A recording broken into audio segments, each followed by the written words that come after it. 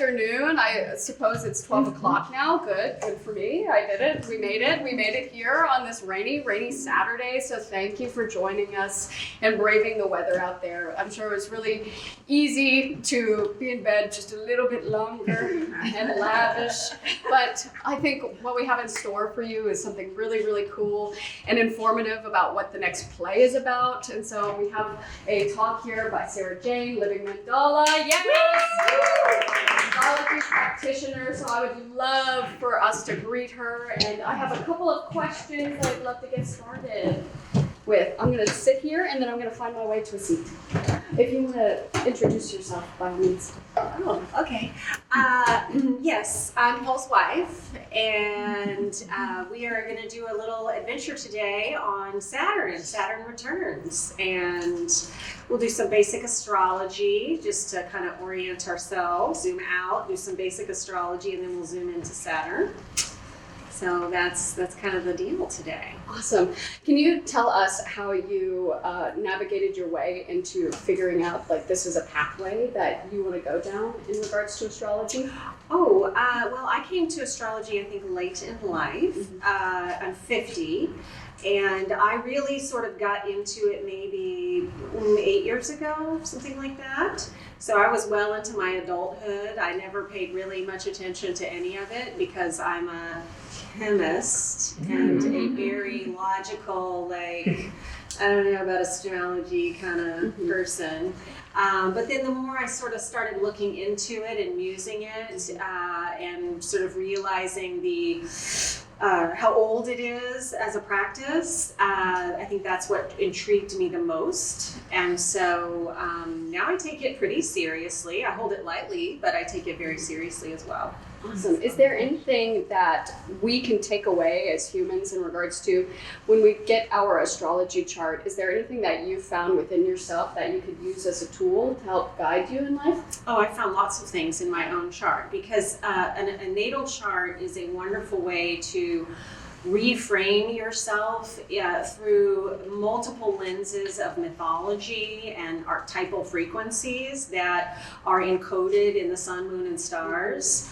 All of the celestial bodies, and all language, the days of the week, you just would not believe how pervasive the 7 visible celestial bodies are in our world, lived reality. And so to understand oneself through the lens of a natal chart, for me, opened a lot of possibilities that I didn't even know within myself. And when I held them as a possibility, suddenly I realized how oddly true they were. Yes. So it's very helpful for me. Nice. And I think it's easy, and correct me if I'm wrong, and this is a participatory event as well. So when we think about astrology, I think it's easy for us to categorize it between generations. And so a certain generation is not more or less adverse to it, but I really think of it as the terms of millennials really dive into it, and so do Gen Zs and Generation Alphas. How do you see astrology touching each generation? Oh, that's easy. This book right here, Cosmos and Psyche by Richard Tarnas, hey. That's actually one of the premises of this book, is that the outer planets in particular, we're talking about Uranus, Neptune, and Pluto, that are new to the conversation in astrology because of course they weren't really discovered until the last couple hundred years. But those outer planets actually, if you look at historical data and you look at trends across time, you will see their sort of architecture around human history. And so when certain outer planets are transiting certain signs, for example, Neptune has been transiting the last several years across Pisces, which has, I think many say, created this surge in interest in astrology. Neptune is now in Aries. And it's like, and now it's showtime. So it's a different vibration. And these are the underlying frequencies that we're all feeling across the planet, allegedly, if you're into these things. And so, that's actually the premise of that book is, the skeletal structure and architecture of history can be evaluated through the outer planet transits. And there are these surges in astrology, these ebbs and these flows. And there are some seasons of astrology when they're burned at the stake. Right? And so, it all has its part in the big story. Oh, that's so fascinating to me. And I think actually some of our greatest minds, and if you know some of them, please shout them out, have used astrology as tools to help harness innovation and things that move our society going forward, right? Sure. I mean, we've been looking to the sky since time immemorial. So, that being said, I'm going to hand it over to Sarah Jane. Thank you all so much for coming this evening, and let's hear about Saturn Return.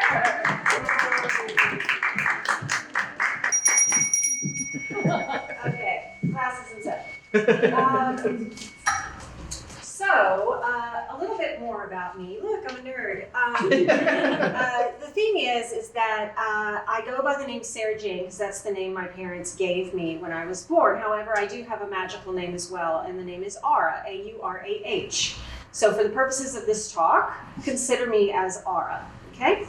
That's a name that I assimilated about 10 years ago in the year 2016, and I've been working with it as a student of astrology, as a studier of the occult. I also study astrological magic, among many other things. My teachers include Austin Coppock, Christopher Warnock, who I study very seriously under.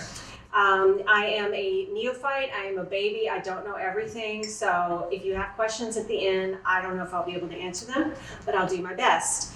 I also offer consultations in feng shui, space clearing, energetic space clearing. If you've got a haunted mansion, I'd be happy to come and handle that for you.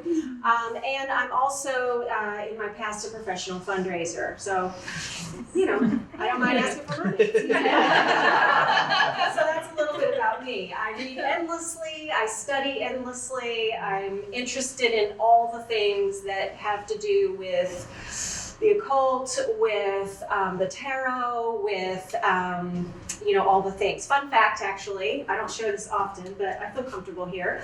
I have recently, in the last couple of years, gotten access to a library that is filled with magical texts and occult volumes.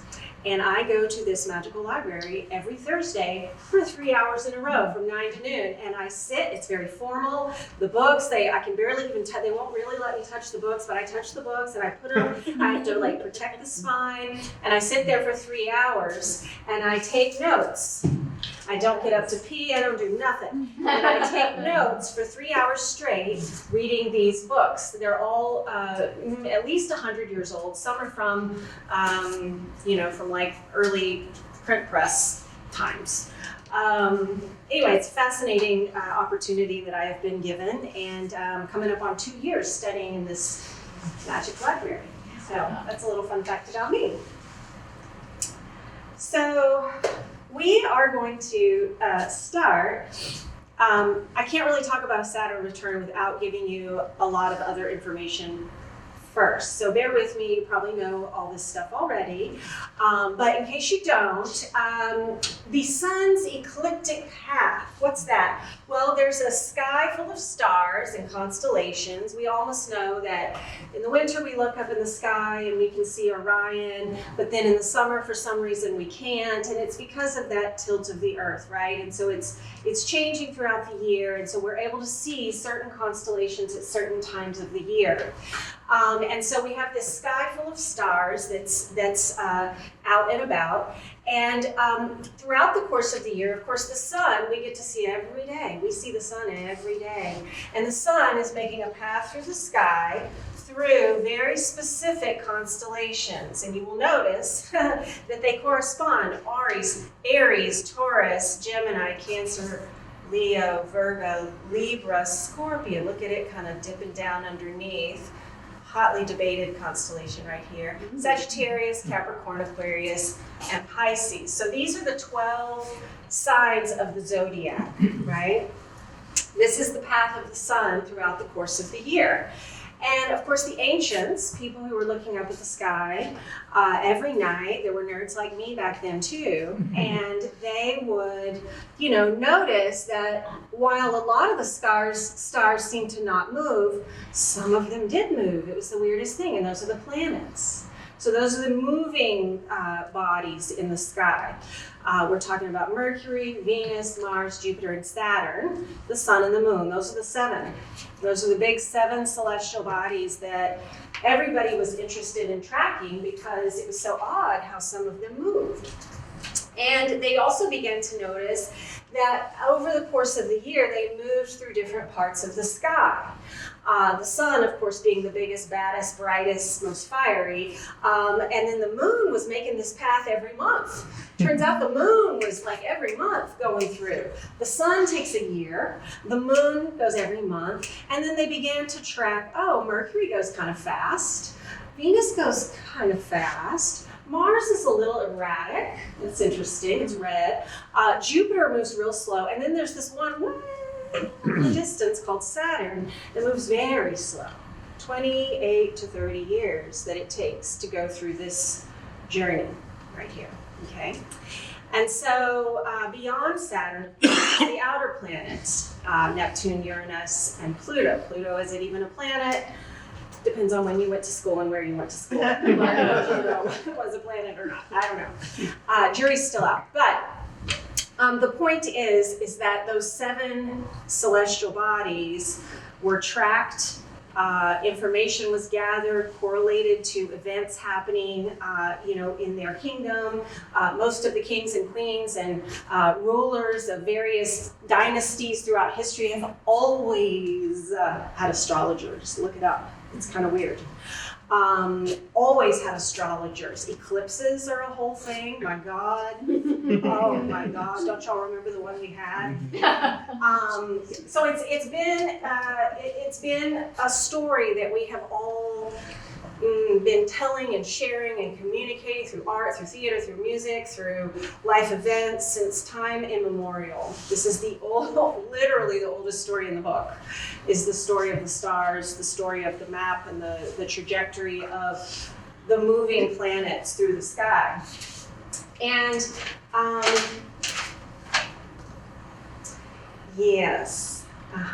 so we're going to use the language of the theater, because we're in a theater. So I am sort of saying that the sun's ecliptic path is the backdrop of our theater. This is the theater, okay? And in this theater, we have these 12 main characters, okay? And these 12 main characters include the sun, the moon, Mercury, Venus, Mars, Jupiter, and Saturn, as we've mentioned. And then there's this line here, Uranus, Neptune, and Pluto. They're, again, new to the party. They're new to the play. They haven't really been involved because, as you'll see, Pluto takes 248 years to go across that path. Neptune, 165 years, 84 years for Uranus, right? And each one of these has their own very interesting discovery story, their own very interesting way that they sort of entered the chat, as it were. But these first 7 were so profound that we actually named our 7 days of the week after them. And we have been using the 7 days of the week. We've been chanting the name Saturn on Saturday since like 800 BC, guys. Okay? We've been doing this for a long time, chanting Saturn every Saturday, chanting sun every Sunday, chanting moon every time you look at your phone, every email, every plane ticket. We are literally invoking one of the 7 celestial bodies every day, every day. And so you can see, one year, the moon, of course, takes a month. Moon, month, Monday. Mercury takes about a year. Mercury has kind of a, you may have heard of this phenomenon called not Saturn Return. Mercury retrograde. Yes, we all know Mercury retrograde. Well, Mercury, so what this is, all of the planets actually retrograde, okay, throughout the course of their cycle. The thing that's so trickstery about Mercury is that it does it 3 times a year. So it's zipping around the sun and it's retrograding 3 times a year. And what does retrograde mean? It merely means that the apparent path Okay, so it's going, and then it goes backwards. It's going, it goes backwards. It's going, it goes backwards. It's going, it goes backwards. So it appears to be going backwards. Of course, it's not really going backwards. It's just geometry doing geometry things, right? Venus also takes about a year, actually a little more than a year. Mars takes about 1.9 years, but again, it's very erratic, very martial. Jupiter takes around 12 years, and then Saturn takes 29 and a half years. And of course, each one of these characters on our stage of life is associated with, some archetypal frequencies. And so I have put, just first stab, just keywords. Of course, each one is way more in depth, but the sun is one's shining identity, one's presence, right? The sun. It's the biggest, brightest thing in the sky. So it's your sun. It's like, hello. Your moon is linked more with like your body. It's ebbing, it's flowing. I feel good this day. I don't feel good that day. The emotions, they come, they go. The moon, the tides come in, the tides go out. It's linked with water. It moves the water on the whole planet. Like that's really wild, right? The moon.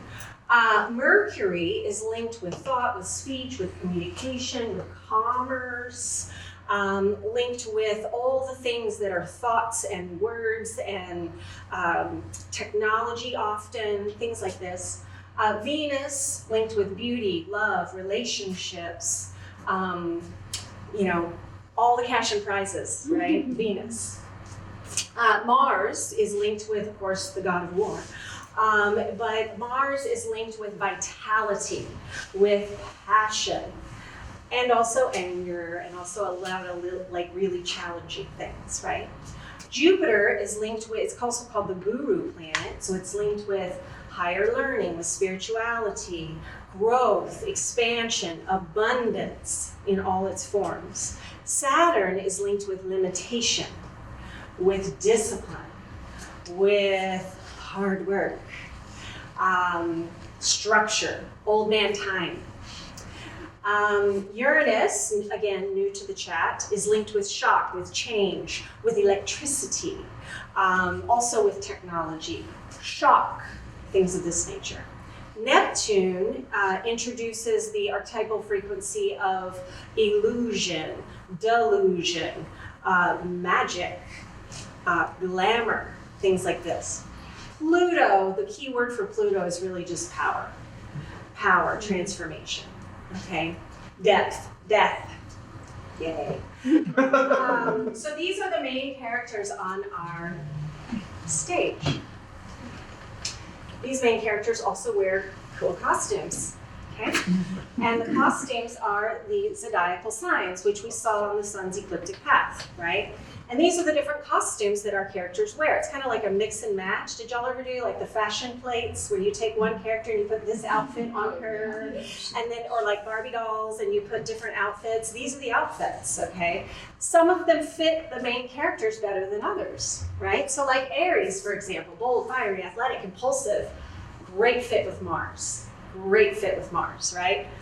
Not as great a fit maybe with like Venus, I don't know. Taurus, grounded, steady, like a bull, earthly, luxurious, okay? Gemini, this is going to be more thinky, talky, playful. Gemini is the twins. You've got somebody now to talk to. Okay. All right. Cancer. This is more motherly energy. This is going to be caring, nurturing energy, right? This is that kind of costumery. Leo, look at me, Leo. Okay, so Leo is going to be more of a showman. Leo is going to be more kind of like, I want to be seen, attention grabbing. Virgo, very simple. This is the maiden, very precise, practical. Libra, this is going to be kind of the counterbalance to Taurus, whereas Taurus is like the earthly delights.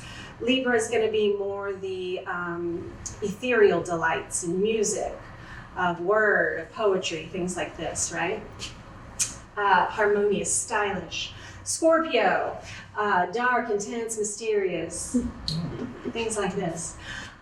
Sagittarius, this is the archer. So how I think about Sagittarius is like, he's the archer and he's pulling back the bow and he's got a target over there. So very optimistic. I'm going to hit my target. I'm going to make that trip. I'm going to travel that distance, whatever the Sagittarius energy, expansive, wild, right? Capricorn, very practical, very structured, very disciplined. Aquarius, weirdos. Pisces, a lot more dreamy. Fluid, mystical, dissolving, deep sea vibrations. Okay? So these are the costumes that our character wears.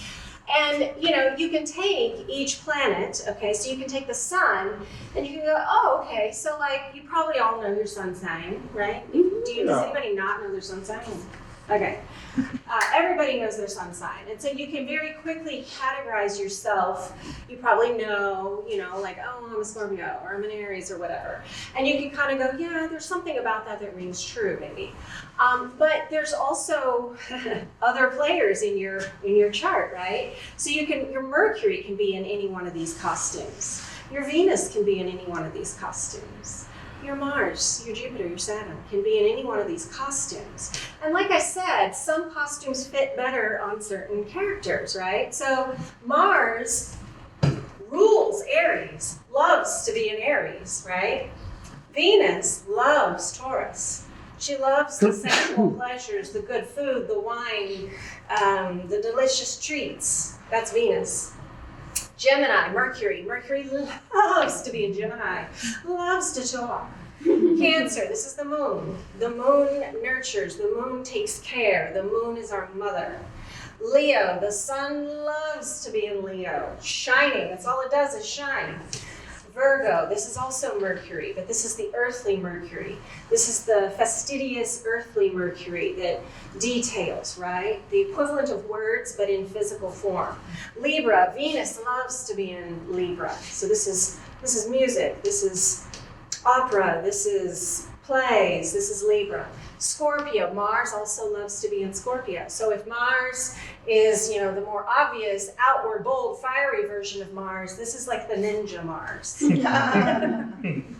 Sagittarius, this is ruled by Jupiter.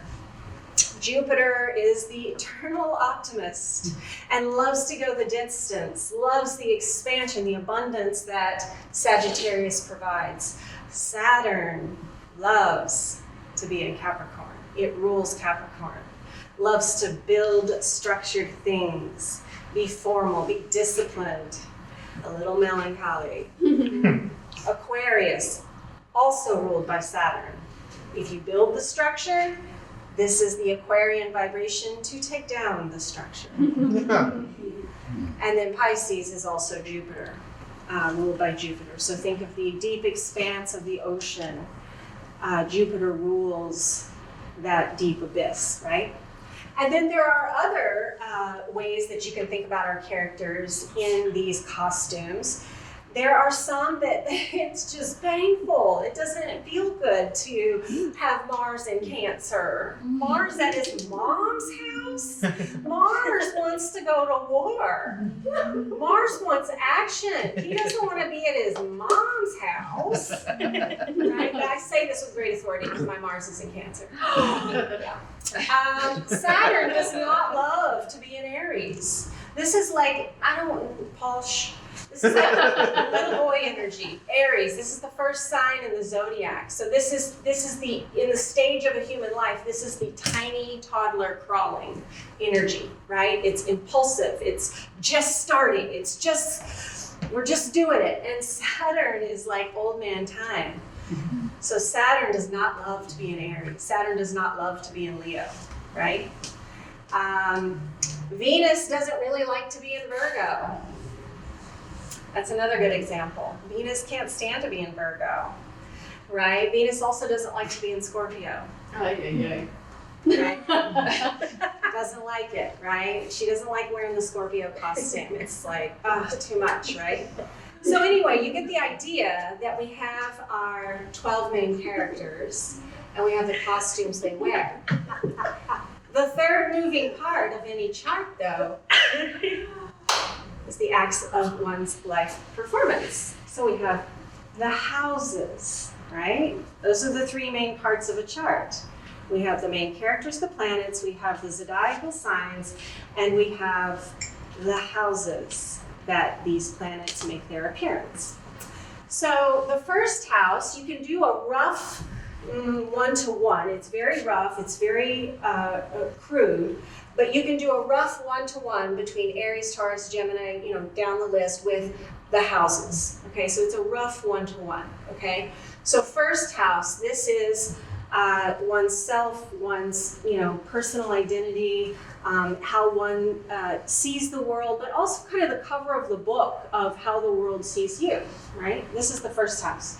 The second house is your stuff and your things. So we come out of ourself and now we have objects, we have stuff, we have things, we have money. There's other things now besides just ourselves. The third house is, now we have somebody to talk to. Communication, maybe it's a sibling. This is Gemini roughly, right? We've got an other. It also can scoop up like local community, very local community, right?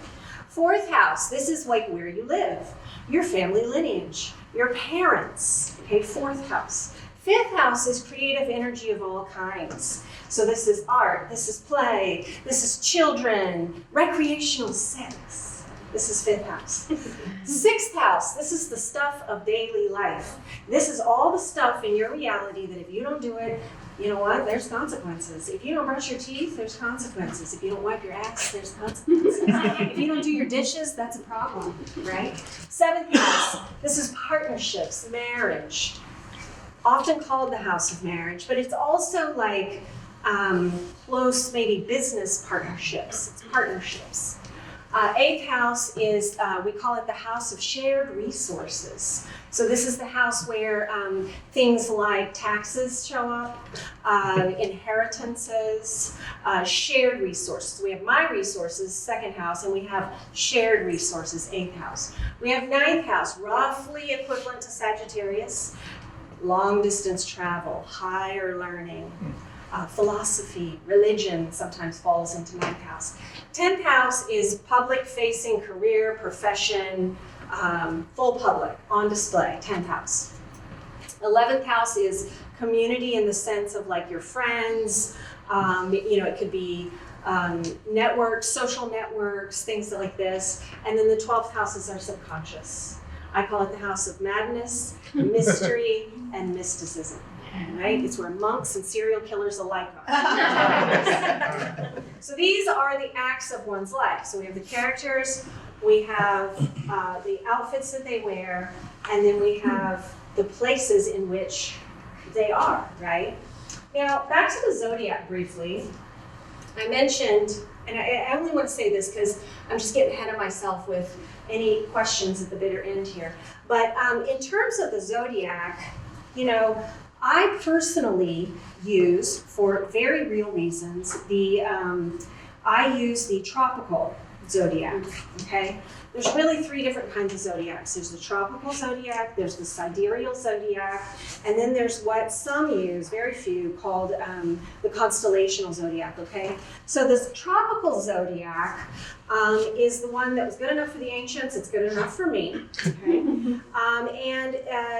This was used starting in 100 BC, and the magic of a constellational zodiac is that it has 12 signs, each 30 degrees. We're going to get into some math here, okay? But it's a magical worldview.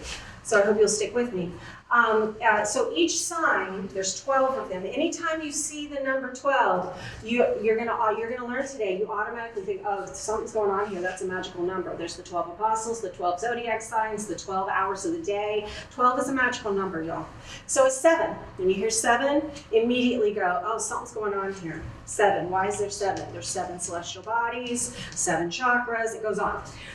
Anyway, the tropical zodiac has never, since it was invented, ever corresponded to the exact shape and size of the various constellations. Okay, it's never been that way.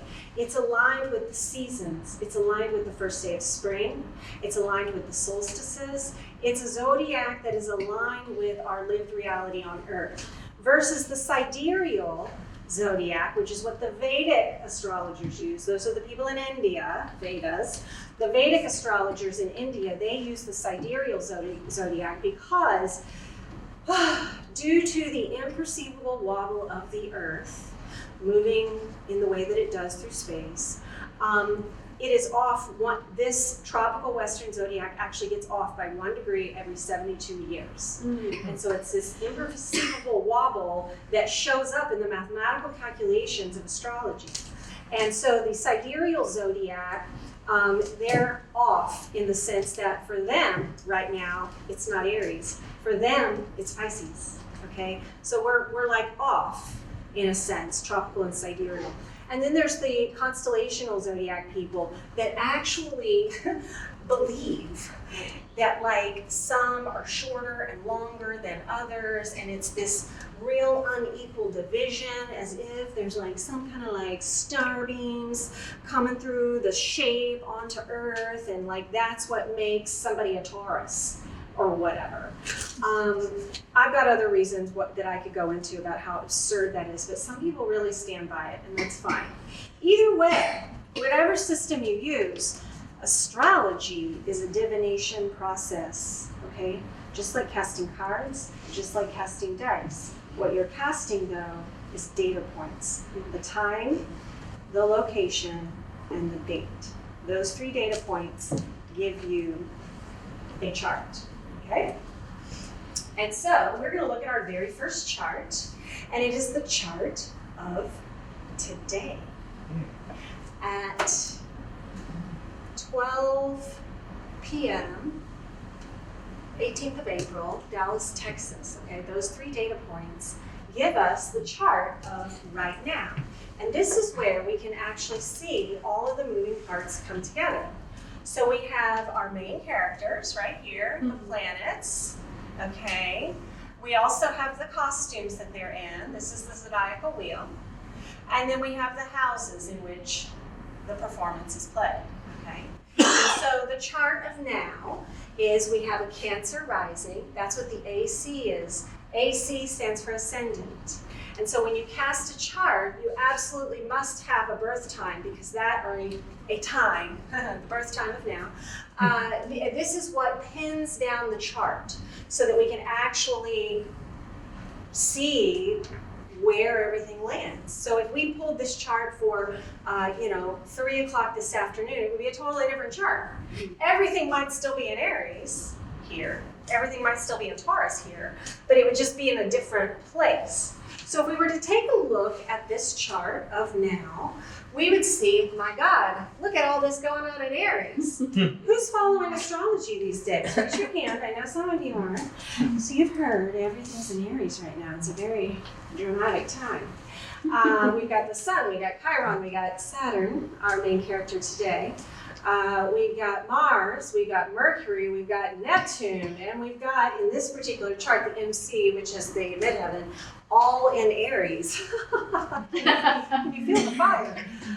We've got the moon in Taurus, we've got the moon, so we have that going for us. The moon loves to be a Taurus, so we have that going for us right now in this moment. Very comfortable in our bodies. We have Venus in Taurus, she's happy there, she loves to be there.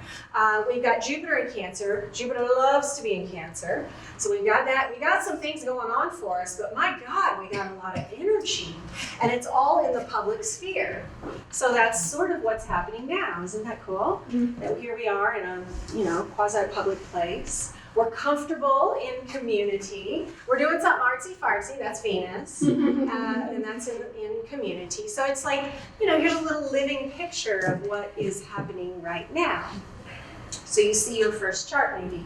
We also have, I'm not going to get into it today because it's more detailed than would be helpful, but we have the 4 elements, fire, earth, air, and water. We have cardinal, fixed, mutable. So we can also tell a little bit about this moment. We have a lot of fire energy. We're pretty grounded in some sense. Transformation happening through words, that's Pluto. And then the emotional state is, pretty calm, right? We also have everything translated in the chart down into chart form, down here below. So that's what's happening with that. Now, we want to talk about Saturn, don't we? Aren't we curious about Saturn? Ooh, ooh. So Saturn, of course, has a very gruesome, terrible story. Chronos, actually, in Greek. He heard that his children were going to take over, and so he ate them. Yeah. And then in Roman, Saturn was linked with more themes around agriculture, okay, more of an agricultural type god. And in Roman times, Saturn was actually celebrated on an annual basis through an event called Saturnalia that happened every December 17th through 20th.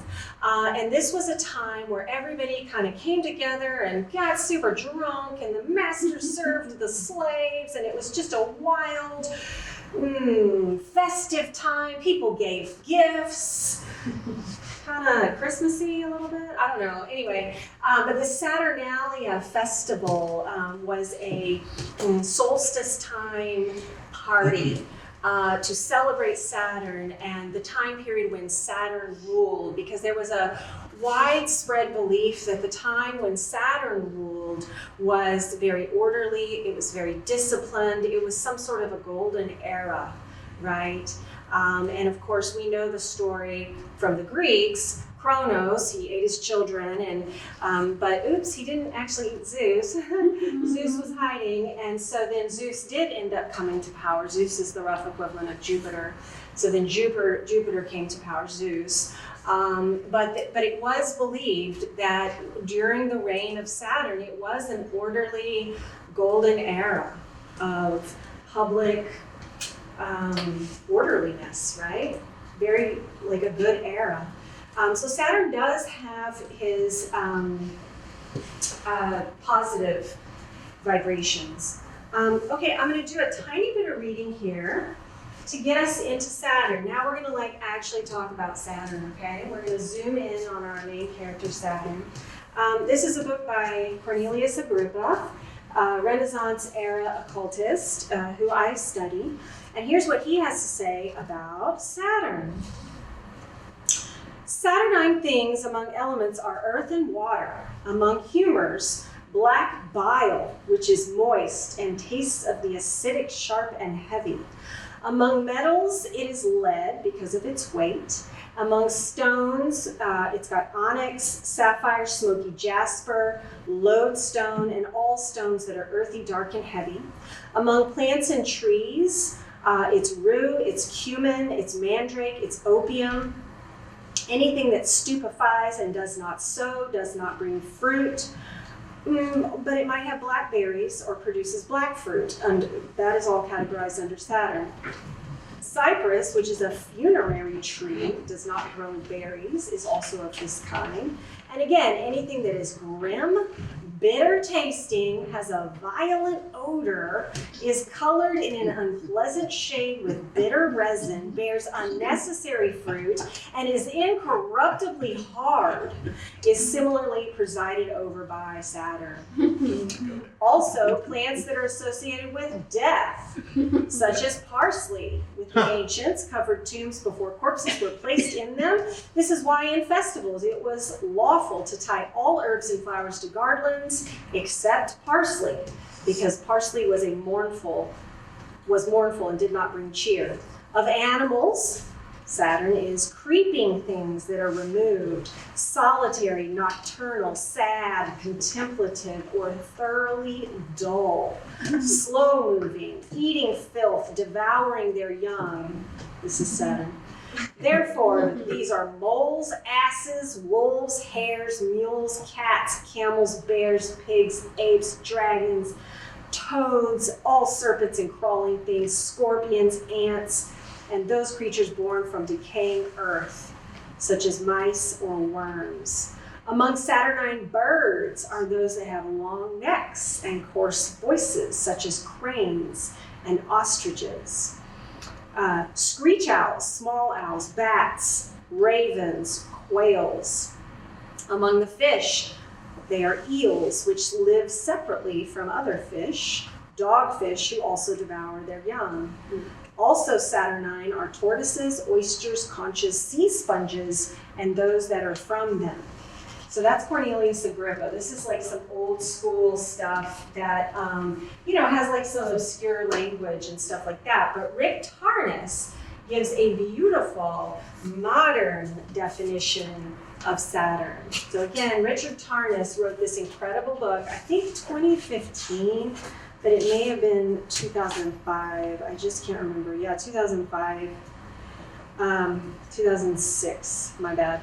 Anyway, incredible book if you are into this type of thing.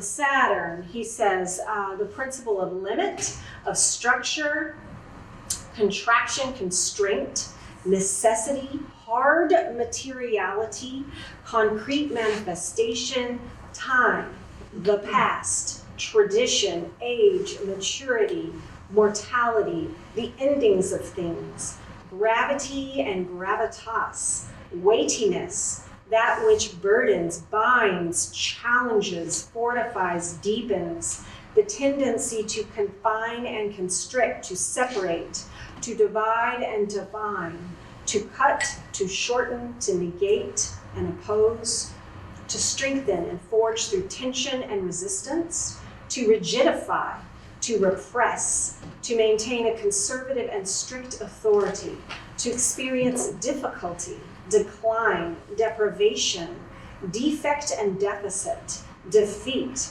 failure, loss, alienation, the labor of existence, suffering, old age, death, the weight of the past, the workings of fate, character, karma, the consequences of past action, error and guilt, punishment, retribution, imprisonment, the sense of no exit, pessimism, inferiority, inhibition, isolation, oppression, depression, the impulse and capacity for discipline and duty, order and solitude, concentration, conciseness, thoroughness, precision, discrimination and objectivity, restraint and patience, endurance, responsibility, seriousness, authority, wisdom, the harvest of time, effort, and experience, the concern with consensus reality, factual concreteness, conventional forms and structures, foundations, boundaries, solidity, stability, security, control, rational organization, efficiency, law, right and wrong, judgment, the superego, the dark, the cold, the heavy, dense, dry, old, slow, distance, Chronos, the stern father of the gods. Saturn. He sounds fun. So you might be wondering, like, okay, Capricorn and Aquarius, got it. Where does Saturn really like to be? What's interesting is that Saturn really loves to be in Libra. That is its place of exaltation. Libra, the scales, the law, the ordered one, loves to be in Libra, is excellent in Libra, just as a side.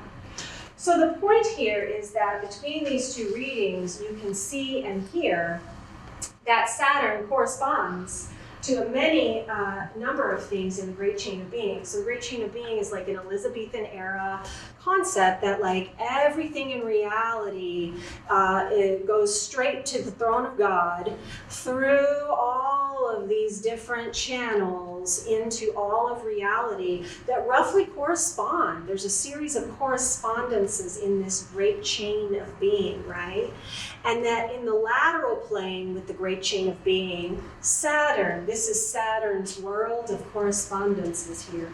I am obsessed literally with the correspondences. I have numerous books that's just charts and tables of correspondences. I think this is like the most interesting thing there is on the planet.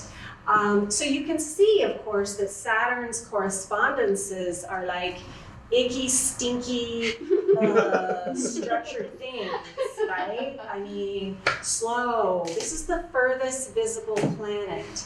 So when we look at Saturn in a chart, this is kind of the universe of things we're sort of thinking about in one's life. So when we get into charts, of course, we can look at the first one, which is today. Oh, no. Oh, this is my favorite. Okay, sorry. I cannot finish talking about correspondences without introducing how math fits into the equation. So these are what is called magic squares. This is a really cool phenomenon, you guys. So if you do the math and you add up 9 plus 4, what's that? 13, 14, 15. This is 15, this is 15, this is, or no, 15, 15, 15, 15, 15, 15. You see that? Yeah. That's freaking magic. And this is the smallest of the magic squares because there is a magic square that corresponds to all of the 7 visible bodies. Saturn is the simplest.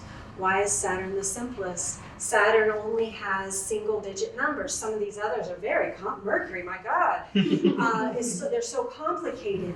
Saturn is super simple because this is like the little mathematical filter that Saturn represents. Okay, simple, disciplined, precise. Saturn's magic square is the smallest, tightest, and simplest, just like the planet. And the other magic squares, they get way more complicated. Mercury being the most complicated. Right? All right, so anyway, I just say that because this is how that all those things that I just said about Saturn, there it is in math. Okay. Okay, so back to today. So Saturn today is right here, right there. Okay.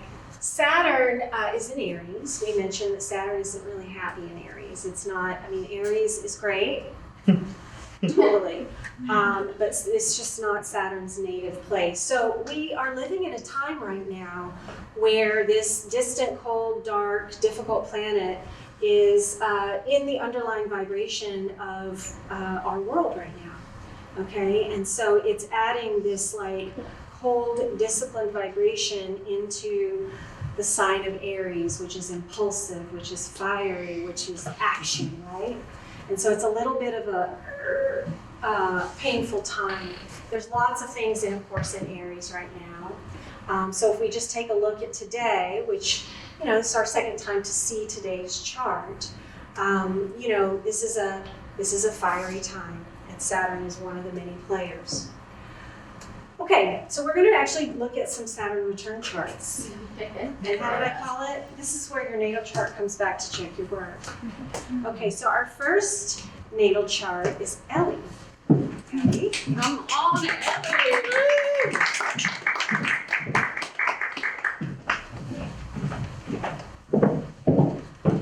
Okay, so welcome. You can have a seat. Okay, so what is a Saturn return? A Saturn return is when Saturn returns to where it was in your birth chart. Okay? So when you were born, Ellie, your Saturn was in Virgo, 1 degree Virgo.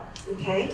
So technically, one's Saturn return is when Saturn goes through that sun's elliptical path and comes right back to where it was at 1 degree Virgo.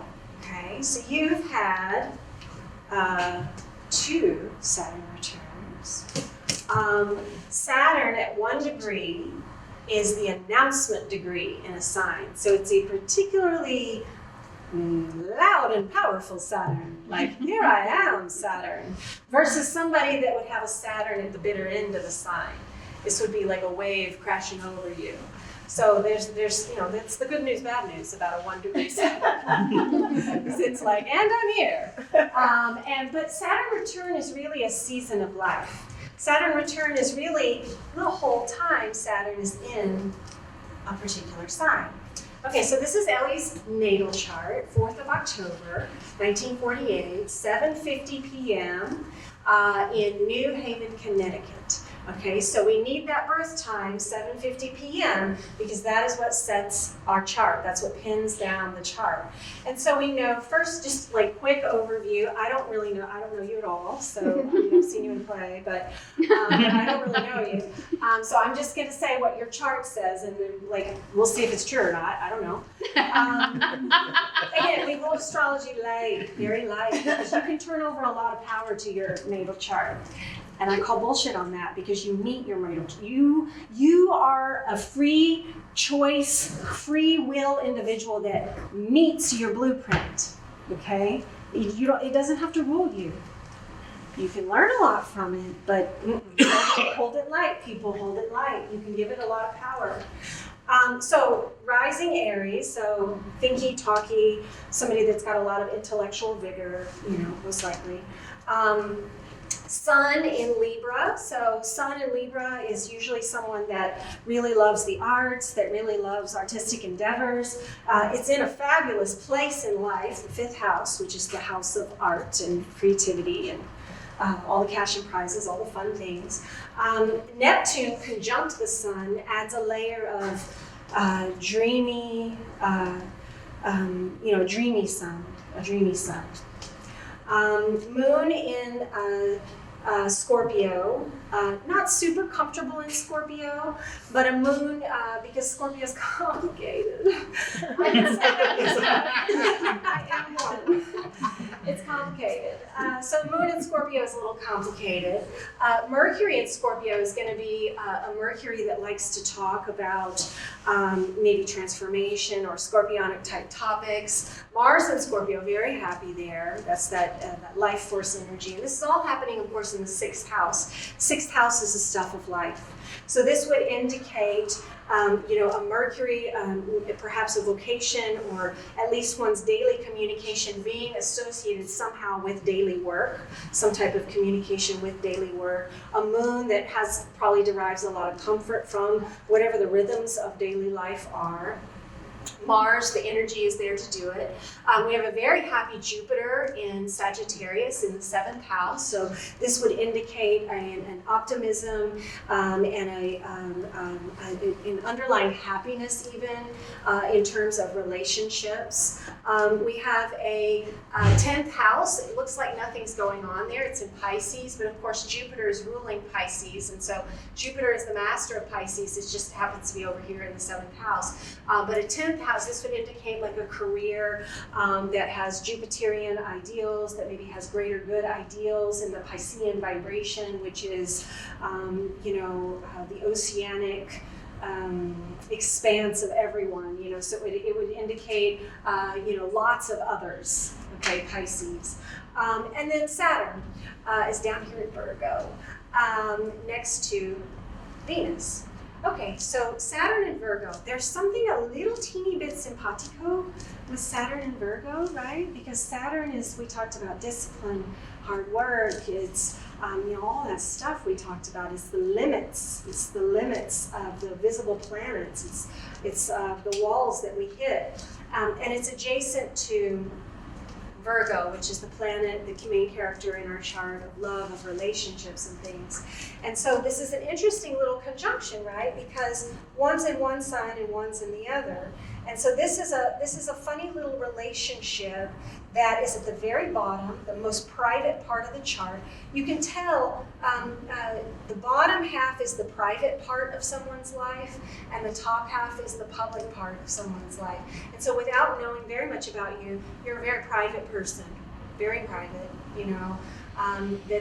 that a lot of the things maybe with your Saturn return were in a very private part of the chart. It's in the house of foundations. It indicates probably that first Saturn return is usually the first one where your natal chart comes and checks your work. And so, a first Saturn return being in that at the bottom of the chart would indicate limitations, challenges, discipline with family, maybe with the actual home, maybe when you bought your first home, and it's linked somehow with maybe a love life or a partner of some kind. And so the second Saturn return then will often come and revisit the same themes. But Saturn, for all of his difficulty and complication, he offers mastery, right? Because when you do something and you do something and you keep falling, you keep getting yourself up, you keep striving, you eventually master it because you've just done it so many times, right? And so a second Saturn return with this chart, my not knowing anything about you, Ellie, would be that the second time around, it's like, oh, a lot of those things may have resolved themselves. Whatever those challenges were with the home, with the family lineage, with the very most inner private parts of the chart, have hopefully, by that second Saturn return, resolved themselves or presented new opportunities to address them. Okay, so does that match in any way? Some of it does. Okay. I don't know that I would call myself a proud person. I do think that a lot of what goes on in my life is in more of the private sphere kind of thing. My first Saturn return is when I left the Northeast forever and moved to Texas. Oh. And I did it in a very, very short period of time. And it was for a current boyfriend at that time, Of course it which was. immediately fell apart. It fell apart within very, very short order. But you moved. That's But the I point. moved. I That's moved. fourth house. Yeah. Oh. I moved to here, literally telling people I'd be back in 2 years to For New the York. boyfriend. I'm still Here he here. is. Oh. And it happened at 1 degree, so of course it happened very quick. It all was very quick. Uh-huh. I mean, very quick. And it's what changed my life. The second Saturn return I'm a little less clear about, but I think it's around about that time that I decided to teach full-time at Booker T, Wow. having been a part-time teacher for years and years and years. So there's that mastery of deciding to claim that this was part of Wow. my life. But also in the last 10 or so years, I've had some of my best artistic opportunities, many of which have been part of Undermain, but also all around down. And Fort that's Worth. 100% your shining personality is artistic endeavors. And Yeah, so the glamour of the stage. I'm about to go to my 60th high school reunion in a month. And so I was looking at what have I done since I saw these women 10 years ago. And it just, some wonderful, wonderful creative work here. Cool. And around town, so. Cool. Okay. And then I don't know, that Venus, I'm still curious about, like, is there anything, like, okay, another way to phrase this would be, like, anything with the parents or anything with, is that when they passed or are they still living? Or, They both passed. My dad died really young. But it was right about at my Saturn return. I'm just saying, I was 29 when he died. So, oh my God. And I had just moved to Texas. I hadn't even thought about that. But yes, yes. That's fourth house as well. And then my mom died very close to my second Saturn return. That's also fourth house. Yeah, yeah. That's a fourth house topic, your lineage passing. Yeah. So that's one of the data points. And I would say that around 2004 is when my son, who'd had some trouble in his teenage years, some difficulties through life, but that's when he met his now wife, and their whole life began to grow into something stable and wonderful. Wow. Okay. Okay, so I don't know. You all know way too much about me now. Yeah. Okay. Wow, that's fascinating. So, Saturn, I wanted to start with you because I'm like, well, you've had two. You're the oldest of the three charts, so like you can actually say with some authority, does this match at all? But Yeah. yeah. On the surface, it seems to. It does. Nice. Okay. Thank you, Ellie.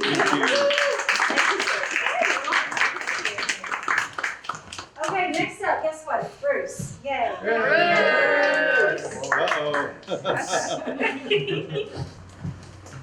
Okay, so Bruce, here we go.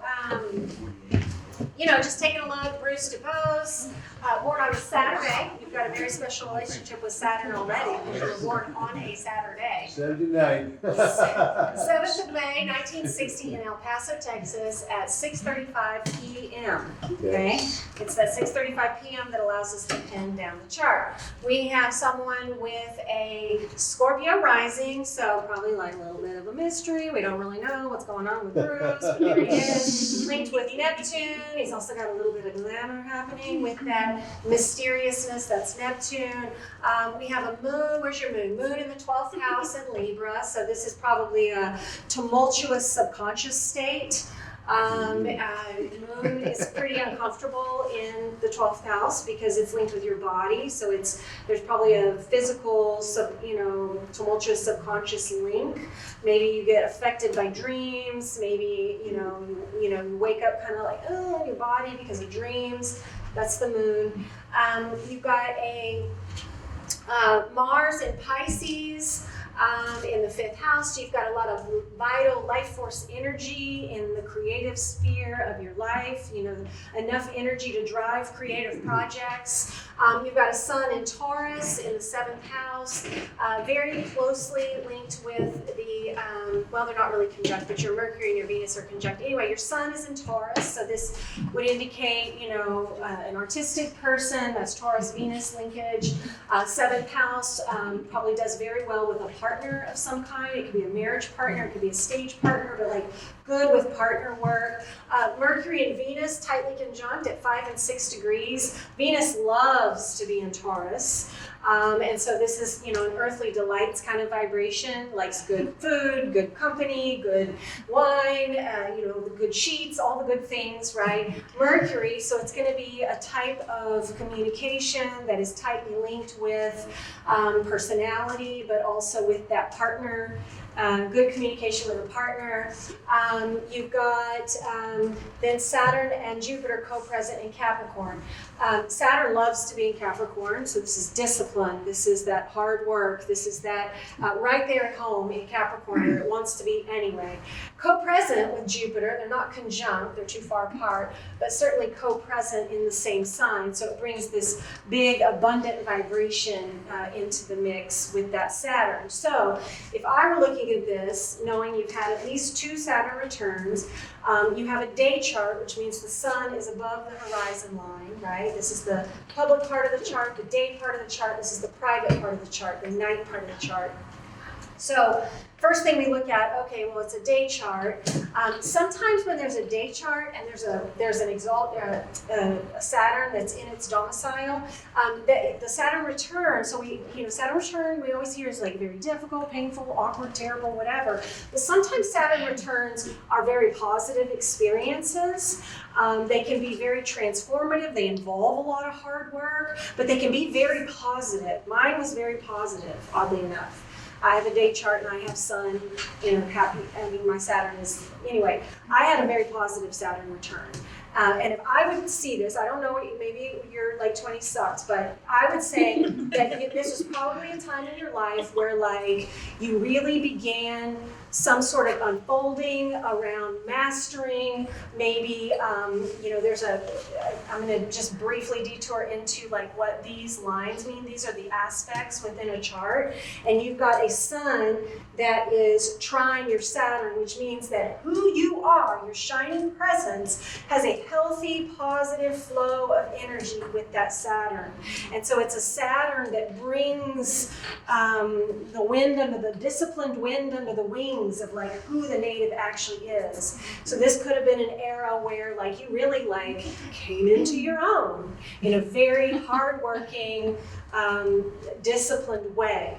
Right? And then the second Saturn return, if I had to guess, would be almost like a time of mastery, like Bruce at his prime, right? So I don't know. I mean, you tell me, was it shitty and terrible, or was it The first Saturn return, I was figuring out how to be a freelance, self-employed person. Took a lot of discipline, and so for that worked. But also, within a month of my turning 30, my mother passed away. Remember that? the second Saturn return, I've been thinking about that. I don't really remember, but I was, in terms of stage work, kind of really coming into my own. I was like getting more offers and playing some roles that were, you know, I was really able to use my craft and my skills as a musician and everything. So Cool. that was going on at that time. Wow, cool. Well, I mean, you have kind of, the stage is set for both of your Saturn and your third, should you be so fortunate to hit your third Saturn return at 90. You know, you would.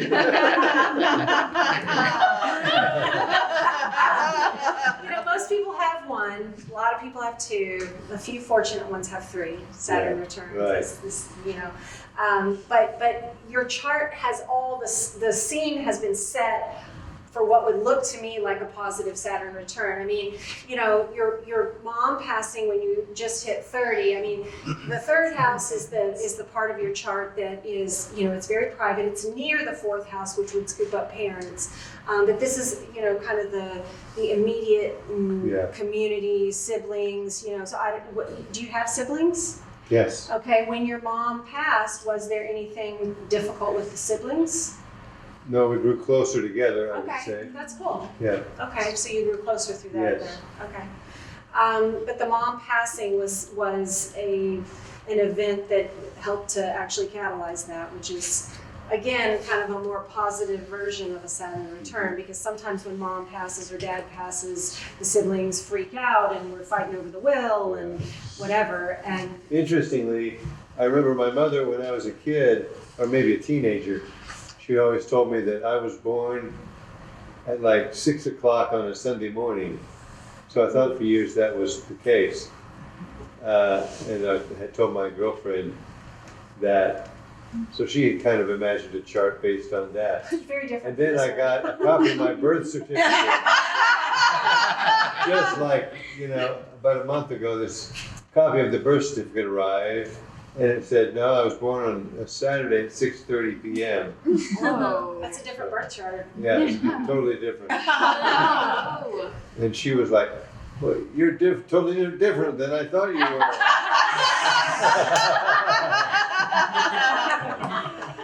Okay, well. Well, I guess my mother was thinking, so on Sunday morning, she must have been released from the hospital. So Or she came out of the fog. yeah, like, that's what she associated it with. But, Wow, okay. Okay, well, I mean, that's what I would say about your Saturn returns. It's interesting that it does sort of match. You know, again, we hold these things light.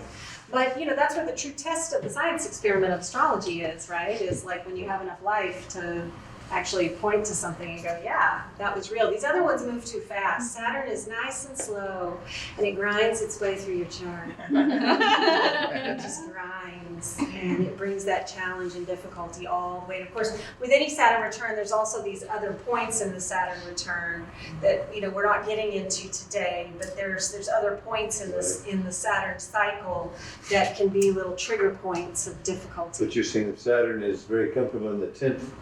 Saturn is natively comfortable in the 10th because that's Capricorn's natural home. I see. And so your Leo is in your 10th house, so like you have no trouble being seen on a stage. Leo, here it is. But the natural home for Saturn is the 10th house because it's the natural home of Capricorn. But of course you were born at 6:30, we know, on Saturday, so your chart is pinned this way. Nice. Wow. So that's clear.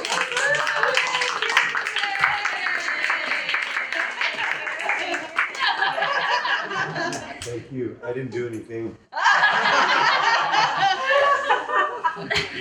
I was just born.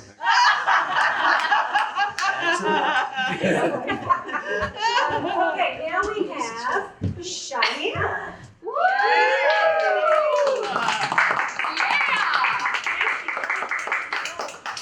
Now this one's very interesting, folks. Very, very interesting. So we'll just kind of terrified. So we'll just hit the highlights, okay? Yes. Sun in Scorpio, ascendant in Scorpio, Mercury in Scorpio. A lot of Scorpio going on. Woo. First house, that's always where the ascendant is. This is like the cover of your book, but it's also, how you see the world and how the world sees you. That's the ascendant. To have the sun also there is like, and that's who you are, mysterious and brooding. And the Mercury there means Mercury loves to be in the first house. You know why? Because Mercury loves to talk about itself. And so this is a Mercury that is very close, very conjunct really. They're only 2 degrees apart. So this is a Mercury, this is like a what she says and what you see is what you get. Yeah. That's accurate. Yeah. You got a moon in Virgo in the 11th house. The moon again is the body, it's the emotional body, it's the physical body. The moon really prefers to be below the horizon line. The moon really likes to be in the private part of the chart. So a moon, anytime you see a moon above the horizon line, it's probably a little bit of an uncomfortable moon, but this is a moon, I would say this is a person that rather, it feels nurtured, it feels good being in community, being in groups. Like that's like a comfortable place. Co-present with Mars, which means that there's some energy there. Mars and Moon together, sometimes that's very uncomfortable because that's like life force energy, but I want to go to bed. And so that can be a little challenging. So you've got to like reframe it to be, it's vitality, it's life force, and this is sustaining me, you know what I mean? You've got your Venus, here in Libra. Venus loves to be in Libra. Venus, this is a dreamy, beautiful Venus in the deep states, in the abyss, in the unknown parts of oneself. Just, they're beautiful. They just enjoy it, right?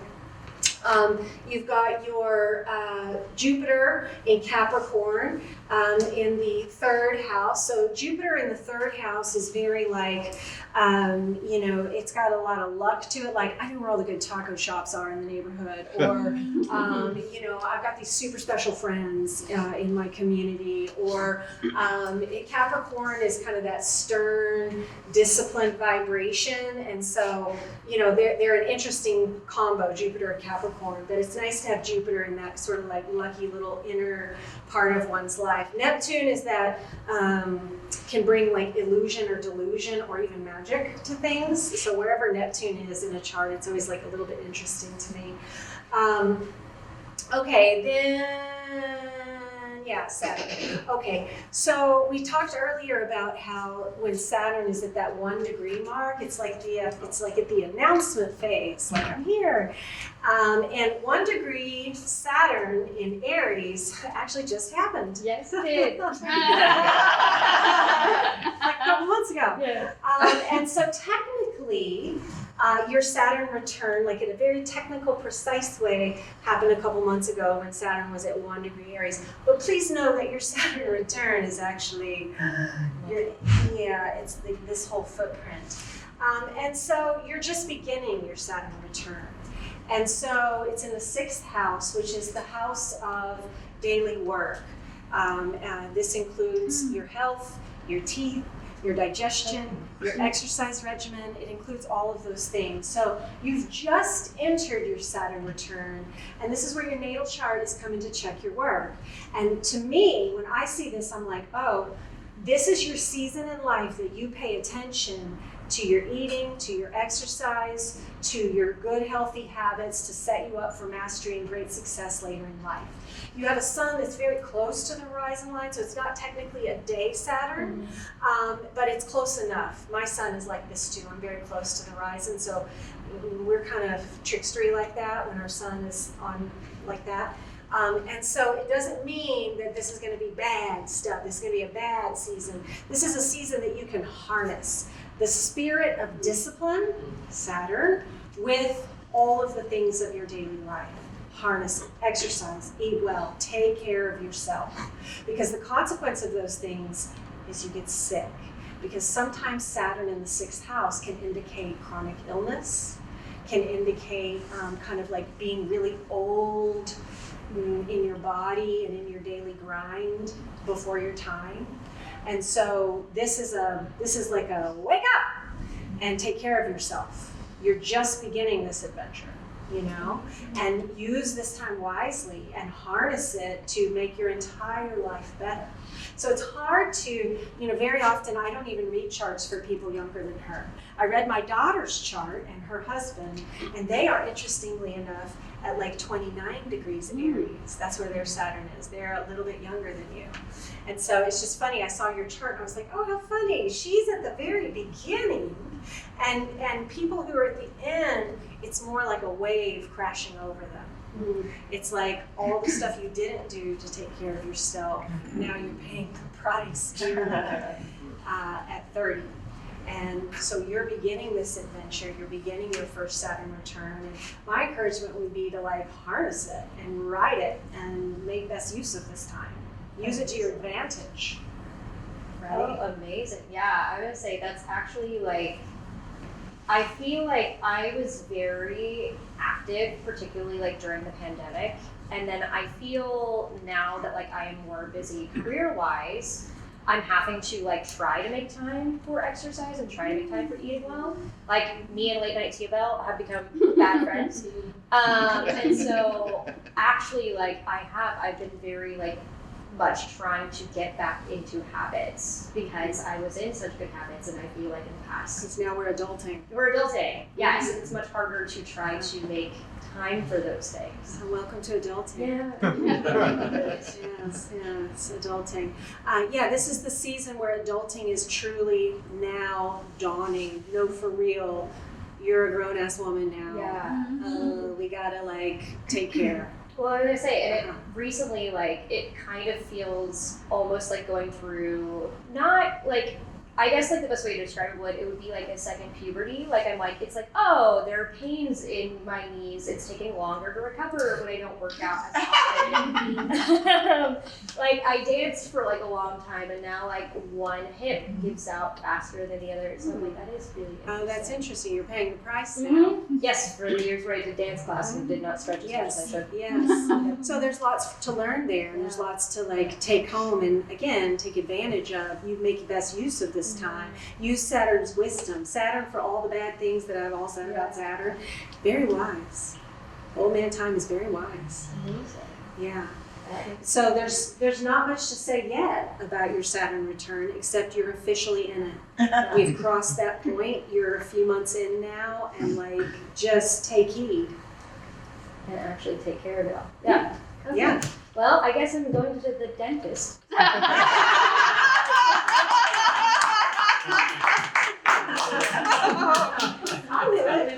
It's been a minute. That's actually a good idea. Yeah. So thank you. Thank you for letting us take a look at your chart on Tuesday, the 5th of November at 6:30 a.m. Oh, yay!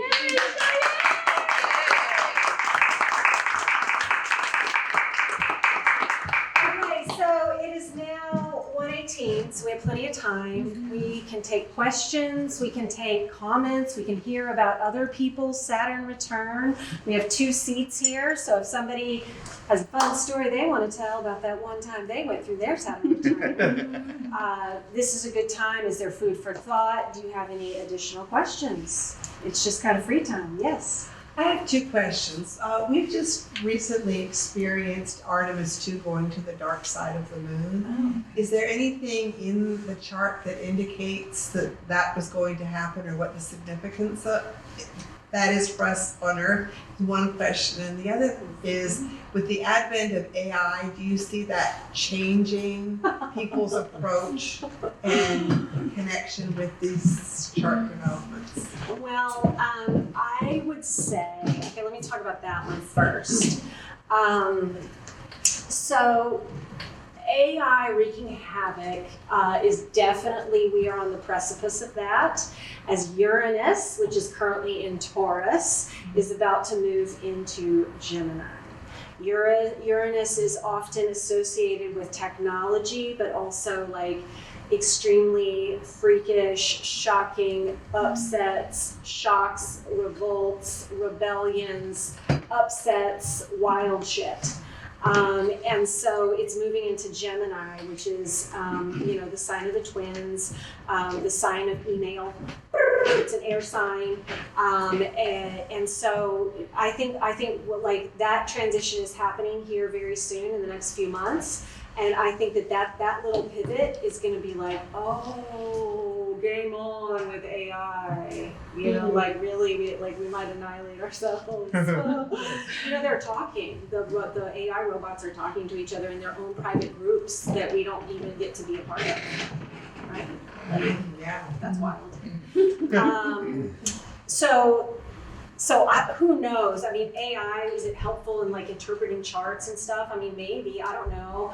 I think there's like something really magical to the fine art of learning the information. So I will say too, that what I study is Renaissance era astrology, because I was born an old lady and I don't trust the internet for nothing. And I like to learn from Ficino. I like to learn from Cornelius Agrippa. I like to learn from Charles D., who was the Queen's astrologer. I like to learn from William Lilly.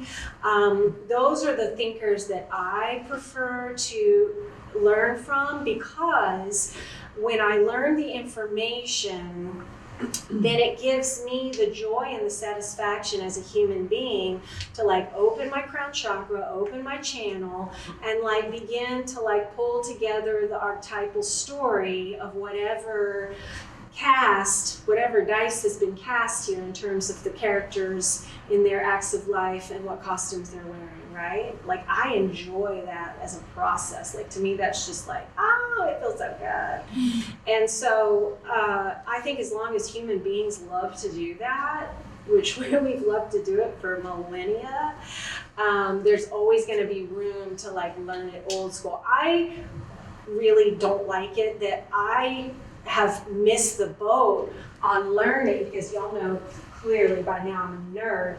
I have missed the boat on how to learn the art of calculating and drawing by hand.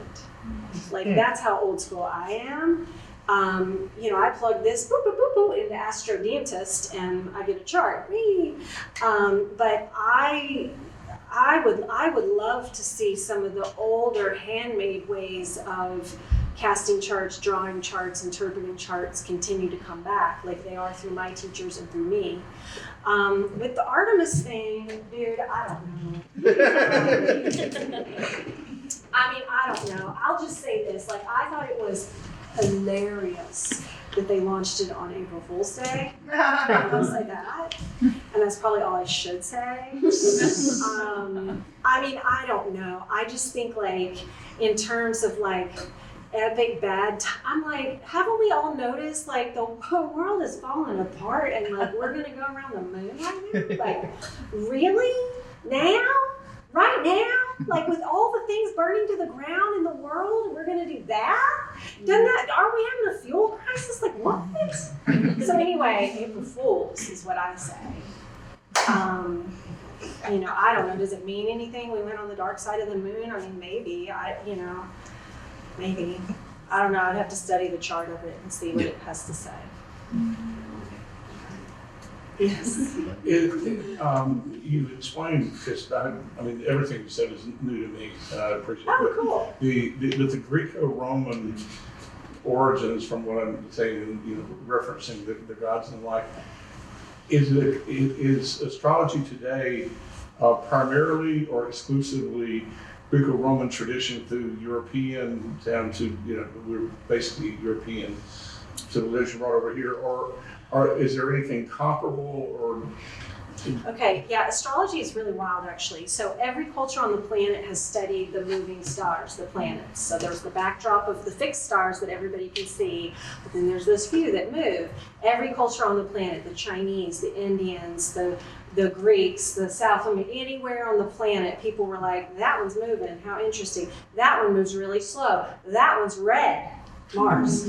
Okay, everyone saw the same stuff, and it's so weird how all of them developed very similar stories. That one's red, it has an erratic orbit. That's linked with fighting Yeah. and disruption, Mars, okay? That one, Venus, y'all know what Venus does? Every 8 years, Venus makes a pentagram in the sky. And every 32 years, that pentagram blooms into like a rose that you can cut open a pineapple and see the same geometric shape. It's called phyllotaxis. You can see the shape in flowers, in pineapples, in all kinds of fruits and plants, and it's the exact same shape of the orbit of Venus. Venus has been linked with beauty from time immemorial for that reason, because the shape, as above, so below, matches. It's really weird, okay? Mars, it's really weird. Mercury, fast, zipping, moving, zzz, zzz, zzz, zzz, always has been linked with some version of communication, right? They've all been linked cross-culturally, very similar. Saturn too. Okay, we have the benefit in our culture, and I mean, which came first, the mythology or the naming? I don't know. I mean, it's hard to say. Did the mythology come from the observation, or did we name the observation after the mythology? I don't know. I don't have the answer to that. But it is kind of weird how they, meaning all the cultures on the planet, have seen that Saturn specifically has moved incredibly slow and is linked with very difficult things. And so the mythologies around that are kind of strikingly similar, right? Old man time eats us all. Yeah. You know? Wow.